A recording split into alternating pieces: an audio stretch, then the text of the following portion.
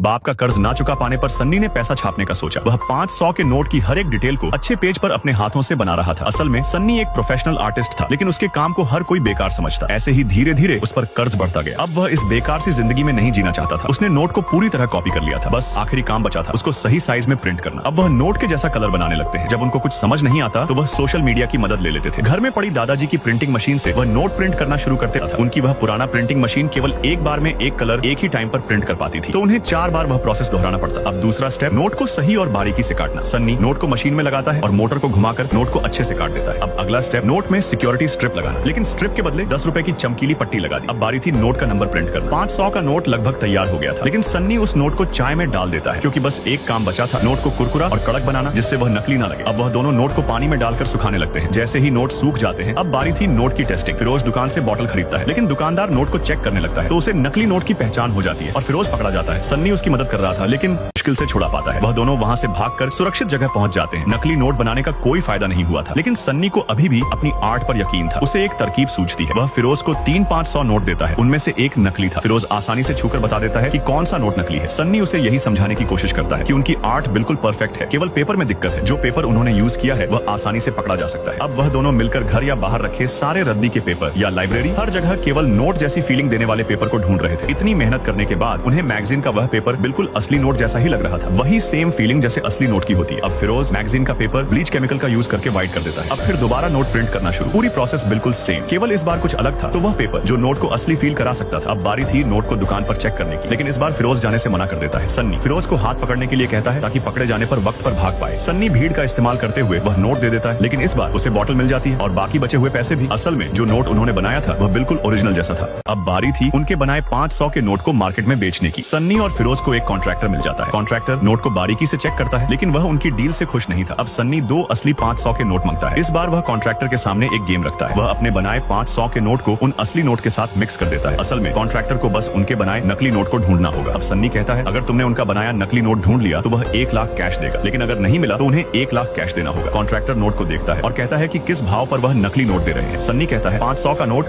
200 में। अगर 10 लाख का मिनिमम ऑर्डर होता है तो तभी कॉन्ट्रैक्टर 150 में देने को बोलता है, और उसे 2 करोड़ के नोट चाहिए थे। सन्नी उस डील को मान जाता है, लेकिन दिक्कत थी, तो 2 करोड़ रुपए कैसे छापना होगा। उसके पास जो प्रिंटिंग मशीन थी उससे सालों लग जाएंगे। सन्नी कुछ सोच ही रहा था, लेकिन तभी उसके बनाए हुए नकली नोट की कॉपी उसके चाचा देख लेते हैं। सन्नी अपने चच्चू को समझाने की कोशिश करता है, लेकिन चाचा उससे कहते हैं कि पुलिस को तो छोड़ो, तुम्हारे नाना जी तुम्हें मार देंगे अगर उन्हें पता चला तो। वह कहता है कि उनकी आर्ट की इस दुनिया ने कोई इज्जत नहीं की। अब दुनिया को नहीं बल्कि उन्हें अपनी आर्ट की जरूरत है। वह जेब से अपना नकली नोट निकालकर अपने चाचा के सामने रखता है। वह नोट को देखते हैं, फिर उससे पूछते हैं कि यह नोट नकली है क्या। सन्नी कहता है आर्ट। अब वह उस नोट की लाइव टेस्टिंग कराने के लिए एक रेस्टोरेंट में जाता है। फिर वही नोट वेटर को दे देता है और अपने चाचा को उस वेटर को देखने के लिए बोलता है। वेटर बाकी बचे पैसे लौटाता है, लेकिन सन्नी वेटर को चेंज रखने को बोलता है। अब चाचा को पूरी तरह यकीन हो गया था। वह सन्नी को बता देते हैं कि अगर ज्यादा नोट कम समय में छापने हैं तो कौन सी मशीन लगेगी और कौन सी इंक यूज करनी होगी। अब सन्नी की वह प्रॉब्लम भी धीरे धीरे सॉल्व होने लगती है, लेकिन दूसरी प्रॉब्लम थी, मशीनों को खरीदने के लिए पैसा चाहिए था और जो नोट वह प्रिंट करते थे उसमें बहुत टाइम लगेगा। तो फिरोज और सन्नी मेहताजी के घर लोन लेने चले जाते हैं। वह मेहताजी 2 महीने का टाइम और 20% इंटरेस्ट लेने को बोलता है, लेकिन सन्नी मान जाता है। अब खाली उनको पैसे छाप कर कॉन्ट्रैक्टर को देने थे। अब उन नई मशीनों से पैसा छापना बिल्कुल आसान हो गया था। लाखों पैसे घंटे में छप जाते थे। ऐसे करते करते सन्नी ने केवल 7 दिन में 2 करोड़ छाप लिए थे। कॉन्ट्रैक्टर 2 करोड़ रुपए देकर बदले में असली 2000 के 65 लाख रुपए ले लेता है।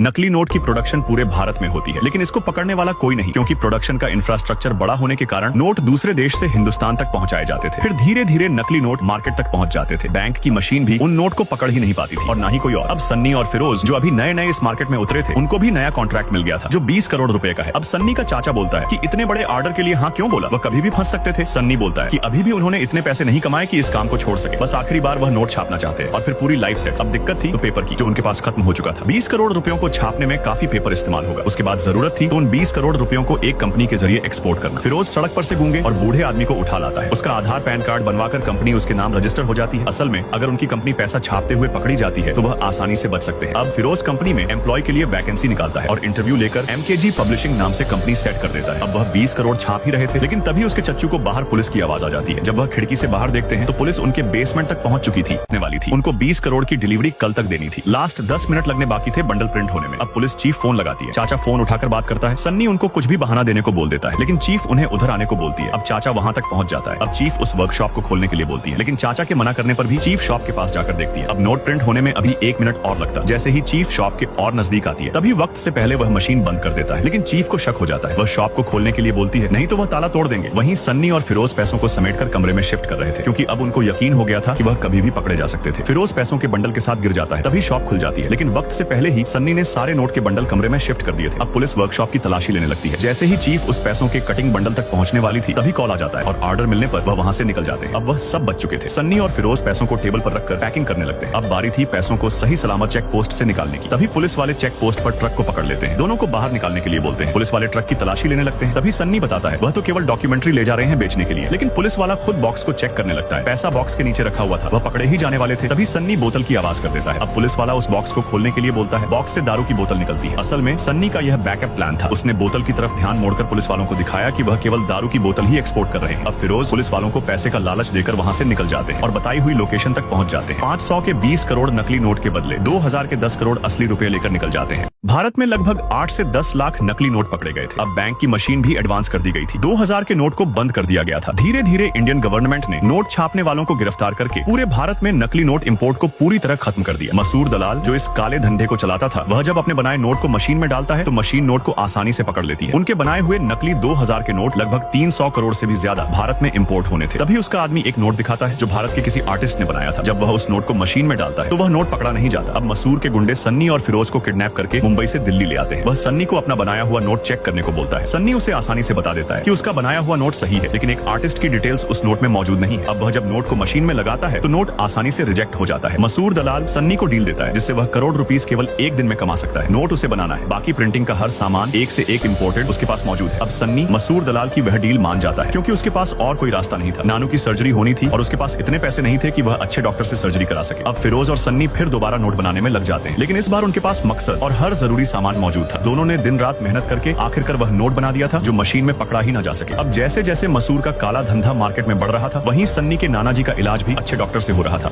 इस बार भारत के मुंबई शहर में 12,000 करोड़ नकली रुपए इंपोर्ट होने वाले थे। असल में जो भी प्लानिंग पुलिस कर रही थी, उसकी हर खबर सन्नी और फिरोज तक पहुंच रही थी, क्योंकि सन्नी ने मेघा का सेल फोन हैक कर लिया था जो पुलिस कॉप्स से जुड़ी हुई थी। पुलिस हेड को शक होने पर मेघा का फोन चेक करता है, लेकिन उसे कुछ नहीं पता चल पाता। वहीं सन्नी भी 12,000 करोड़ रुपए को उस रूट से निकालने की प्लानिंग करता है, जहां से पुलिस कॉप्स को पता ही न चल पाए। अब पुलिस एक ट्रक को पकड़ लेती है जो नागालैंड बॉर्डर से होते हुए 6 करोड़ नकली रुपए इंपोर्ट हो रहे थे। वहीं तमिलनाडु में भी 5 करोड़ पकड़े जा चुके थे। ऐसे ही मुंबई एयरपोर्ट पर भी 4 करोड़ नकली नोट पकड़े गए थे। मेघा पुलिस हेड को समझाती है मंसूर केवल उन सबको गुमराह कर रहा है। वह अपने पुराने स्टॉक का इस्तेमाल करके 12,000 करोड़ रुपए किसी दूसरी जगह से निकाल ले जाएगा और उनको कुछ पता नहीं चल पाएगा। पुलिस चीफ मिनिस्टर से और बैकअप फाइनर्स की डिमांड करता है, लेकिन मिनिस्टर के मना करने पर वह कुछ नहीं कर पाते। वहीं सन्नी और फिरोज वेस्टर्न कोस्ट से होते हुए सारा पैसा समुद्र में उतार कर छुपा देते हैं और उस शिप को किसी दूसरी जगह बीच पर रोक देते हैं, जिससे पुलिस कॉप्स को शक होने पे उधर पहुंच जाए और सही समय आने पर पैसा जिस जगह छुपाया थे वहां से लेकर निकल जाते हैं। असल में ये पूरा प्लान सन्नी का था। ऐसे करके उन्होंने पूरे 12,000 करोड़ रुपए पुलिस की नाक के नीचे से निकाल लिया था। अब उनकी लाइफ किसी रईस आदमी से कम नहीं थी। फिरोज ने नई गाड़ी जो लगभग 2 करोड़ की कीमत थी खरीद ली। उनकी फर्जी कंपनी से सारा ब्लैक मनी व्हाइट मनी में बदल रहा था। सन्नी ने मुंबई का सबसे महंगा फ्लैट खरीद लिया था। उसी के बगल में फिरोज ने भी अपना फ्लैट लिया था। दोनों के पास लगभग 100 करोड़ से भी ज्यादा की प्रॉपर्टी थी। वह मिडिल क्लास से हाई क्लास में आ चुके थे। वहीं पुलिस चीफ भी मिनिस्टर से बात कर रहा था कि पता नहीं कैसे 12,000 करोड़ फर्जी रुपए इंडिया में आ चुके थे। असली नोट को केवल जलाकर ही पहचान सकते थे। फर्जी नोट इतना परफेक्ट था कि बैंक की मशीन भी ना पकड़ पाए। अब सन्नी के चाचा उसे आखिरी बार समझाने आए थे, क्योंकि वही जानते थे कि सन्नी जो भी कर रहा है वह क्राइम है। चाचा कहते हैं कि सन्नी तुम जो भी कर रहे हो अब रुक जाओ, क्योंकि जितना इंसान आसमान में उड़ता है किसी न किसी दिन उसे जमीन पर उतरना ही होता है। अब केवल एक दिक्कत थी, जो 12,000 करोड़ का स्टॉक था उसे मार्केट में उतारना। धीरे धीरे सारे नोट पैक होकर रेस्टोरेंट, होटल या बिजनेसमैन तक पहुंच गए थे, लेकिन अभी भी 11,000 करोड़ मार्केट तक पहुंचाना बाकी था, जिसमें बहुत टाइम लगने वाला था। वहीं मेघा को फर्जी नोट का एक एरर पता चल जाता है। असल में सन्नी जब नोट को प्रिंट करता है तो वह अपना artist tag letter S note में छोड़ता था, जिससे वह पुलिस को इनडायरेक्ट धमकी देता है, नोट को पकड़ सको तो पकड़ लो। अब मुंबई शहर का एक MLA 20 करोड़ नकली फर्जी नोट के साथ पकड़ा गया था। पुलिस चीफ केवल उस फर्जी नोट को बनाने वाले आर्टिस्ट का नाम जानना चाहती थी। इसके बदले हर केस जो मिनिस्टर पर लगा था वह हट जाएगा। अब सन्नी और फिरोज टीवी पर न्यूज देख रहे थे कि नकली करेंसी को खत्म करने के लिए पुलिस और गवर्नमेंट बहुत सख्त कर दी गई है। वहीं प्राइम मिनिस्टर भी पुलिस कॉप हेड के सामने हाथ जोड़ता है और इस फेक करेंसी वाली प्रॉब्लम को जल्द से जल्द सॉल्व करने को बोलता है। लेकिन इस बार मेघा को सन्नी पर शक होने पर वह सन्नी के मोबाइल को हैक कर लेती है। इस बार जो भी सन्नी डील कर रहा था सब पुलिस ट्रेस कर रही थी। सन्नी को कुछ पता ही नहीं था कि उसकी लवर इस बार उसे फंसा रही है। इस बार सन्नी स्टॉक के 1000 करोड़ निकालने की कोशिश करता है, लेकिन पुलिस को उनके हर प्लान की खबर थी। सन्नी और फिरोज जैसे तैसे वहाँ से निकल जाते हैं, लेकिन पुलिस अभी भी उनके पीछे थी। सन्नी फिरोज को पैसा उड़ाने को बोलता है। फिरोज गाड़ी से पैसे फेंक रहा था। जैसे ही गाड़ी से पैसे बाहर बिखरने लगते हैं, लोग अपनी गाड़ियों से निकलकर पैसा बटोरने लगते हैं। असल में सन्नी का प्लान काम कर रहा था। लोगों की वजह से ट्रैफिक जाम लग चुका था, जिससे पुलिस उस जाम में सन्नी और फिरोज को ढूंढ ही नहीं पा रही थी। लेकिन तभी गाड़ी के सामने एक ट्रक आ जाता है और पूरी गाड़ी पलट जाती है। सन्नी और फिरोज शर्ट उतारकर भीड़ की मदद से निकल जाते हैं और पुलिस उन्हें पकड़ नहीं पाती। अब चीफ प्राइम मिनिस्टर से बात करके इस काले धंधे के बॉस मंसूर को पकड़ने का प्लान बताता है। न्यूज में केवल मसूर दलाल की बात चल रही थी। पूरा भारत मंसूर को टेररिस्ट साबित कर चुका था। असल में जो ट्रैकर सन्नी ने मेघा के फोन से हटा दिया था, जिससे उन्हें पुलिस के आने का पता नहीं चलता। अब पुलिस चीफ ने उन दोनों का चेहरा देख लिया था। पुलिस कभी भी उनका दरवाजा खटखटा सकती थी। अब मंसूर, सन्नी और फिरोज दोनों को खत्म करने का ऑर्डर दे देता है। वहीं दूसरी तरफ पुलिस सन्नी का स्केच ड्रा कर रही है। सन्नी को पता चल जाता है कि मंसूर उसको खत्म करवाने वाला है। अब सन्नी फिरोज को उधर से जाने के लिए बोलता है, लेकिन फिरोज सन्नी को अकेला नहीं छोड़ सकता था। तभी सन्नी के दोस्त उधर सही वक्त पर पहुंच जाते हैं और उनकी गाड़ी को पंचर करके वहां से सन्नी और फिरोज निकल जाते हैं। अब सन्नी सीधा मसूर के बेसमेंट पहुंचकर उसके आदमियों को खत्म करके पैसों के बंडल तक पहुंच जाता है और मंसूर के सामने वीडियो कॉल में ही पूरे 1000 करोड़ पर पेट्रोल डालकर आग लगा देता है। पूरे 1000 करोड़ सन्नी के गुस्से की आग में जल रहे थे।